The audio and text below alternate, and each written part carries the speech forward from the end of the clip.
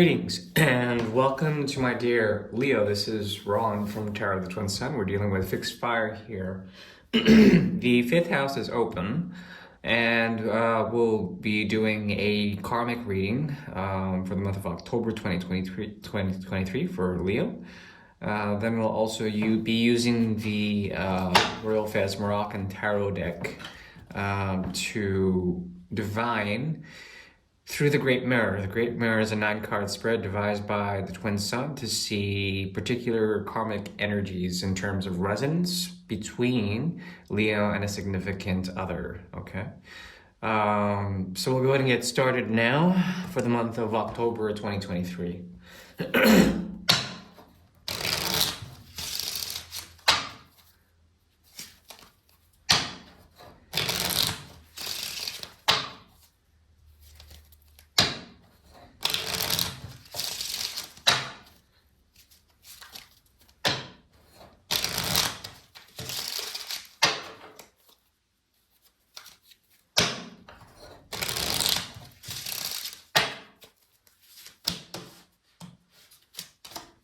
We have the 7 of Cups, we have the 10 of Cups, 7 of Cups in the upright. We have also the Queen of Rods in the past.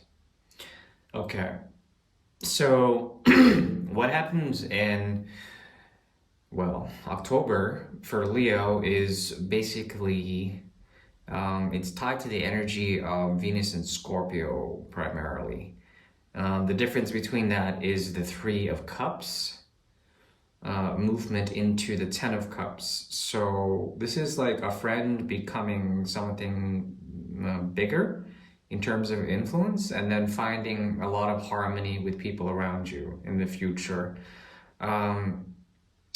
It's very strange because it's like you, for the month of October, the karma is speaking about a great deal of emotional resonances. The capacity to choose something, okay, is there, but then someone will move you through the 3 of Cups to go to the 10 of Cups from the 7. So there's like this type of confusion or like a great deal of choices when it comes to the deep intensity of Venus and Scorpio, and it moves to the 10, and the difference being the 3 of Cups. It happens through someone who's very close to you, and they're going to bring a great deal of joy into your idea of what's familiar. And this is something that you've envisioned. What does this lead to? It leads to the 6. Okay, the 6 of Rods. Okay, so the path is opening up in terms of this. The 3 of Cups is the major mystery here. 3 of Cups usually indicates a great deal of joy.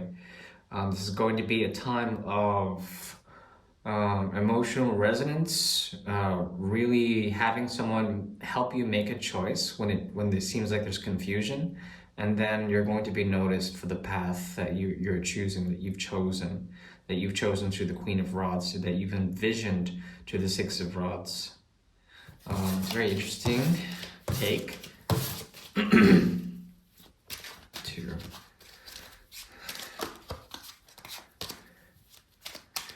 Okay, so the 3 is important for Leo.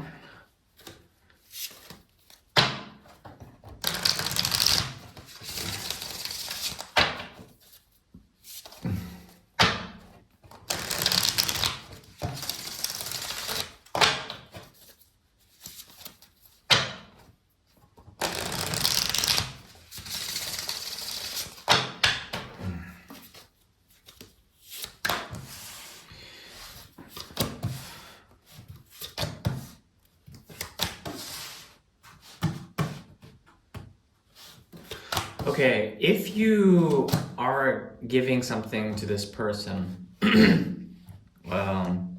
whomever you're dealing with, it's going to come through the 2nd house. It's going to be very slow. It's going to come through a Venus action. Venus has to do with imparting gifts that are sensual in nature. It has to do with food even, and it has to do with sustenance. This has to do with the rising star of Venus and the ability to very slowly do something through the Knight of Pentacles. What you do is you bring this person and get them to the Three of Pentacles in the reverse, which is a very interesting thing. So the Ace negates the Four, and then it becomes the Three of Pentacles in reverse. Consciously, what this affects is a sense of rebellion or a sense of disorder in terms of what they do. Their foundation is not very steady. We have here the Four plus this Pentacle. So that adds up to the Five of Pentacles in the reverse here on their side, meaning that there's a retracing of steps. There's a path that diverges, or a path that changes. They become welcomed into something. That's what they seek out. They want to seek out a sense of welcoming, to get out of a path that didn't feel right. Okay. And they want to come back sort of inside the sense of home, inside the sense of institution, to belong somewhere and to be grounded there. If you're going to promise this person something, it may affect them in such a way that they would have to be flexible in some sort of way. There's a lot of fixed earth in them primarily, a lot of Taurus energy. Very interesting. You're also operating through a Taurian capacity. The second house is very strong here in terms of reality or practicality. It's important to do the right thing in terms of a slow and steady movement towards practicality. They have the Two of Rods here. They're choosing something, and you are coming back to them, a return back to them somehow. But right now there's like this dry period. They choose something, and then there's like this return, a step away from challenges, a slow offer, and essentially the Queen of Rods here in the reverse. Now the Queen of Rods in reverse is interesting. The Queen of Rods faces the Queen of Pentacles on the will level of this reading. The funny thing is that if you do offer something here, it may be misconstrued. Like if you offer like a promise or a pact or a seed of your time, your energy, your resources, if you offer that seed, it's going to put them in a position to destabilize certain things. There's going to be a disorderly conduct about them. And it might be misconstrued. They might think that you're offering something that would be used for a type of emotional manipulation or something like that. It might scare them off.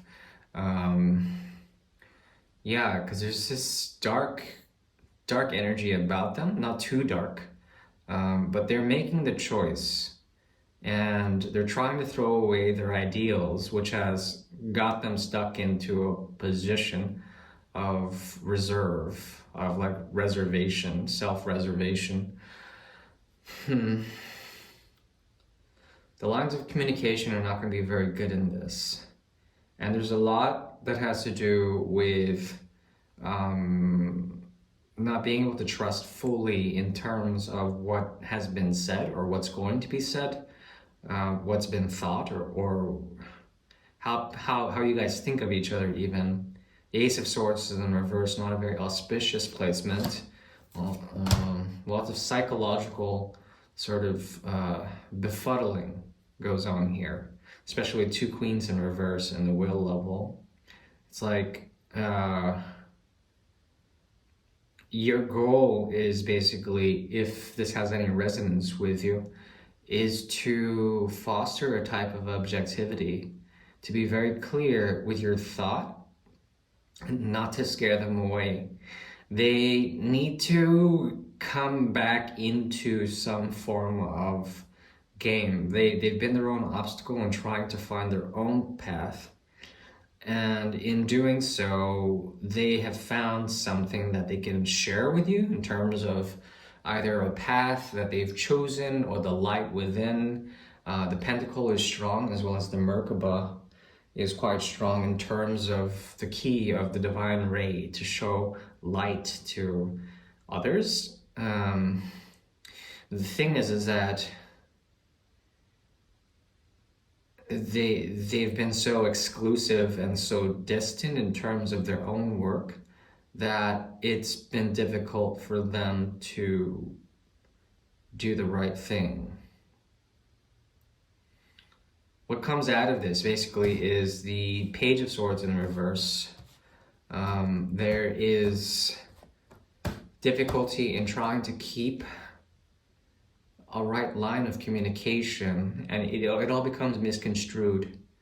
It's very important to remain distant, yet you have to close the gap and be able to listen to each other. And it's difficult with the Ace of Swords in reverse. In terms of advice for this situation, you can't carry the burden. You can't carry the burden for everyone. That works both ways for both of you. So something's got to give in terms of that. If you have the Queen of Rods in your karma position and it's very strong in a will position, you have to figure out how to not let your sense of dharma or your sense of right doing get in the way of making connections. Try to raise your intellect and your listening ear, and try to be fair in terms of that. It's very important to establish a critical distance so that you can observe. Okay, so you can observe the situation. All right, that's the very best I can do for you. Thank you. Bye bye.